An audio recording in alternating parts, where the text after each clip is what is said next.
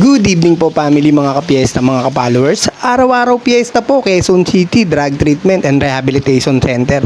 Nagluto po tayo ng hapunan nila ng chicken estofado with vegetable po. Siyempre sasamahan po natin ang Andy Rice para busog-lusog ang family. Please like and share po, follow para marami po tayong matulungang mga nalilihis na landas. Dito lang po yan sa Quezon City Drug Treatment and Rehabilitation Center.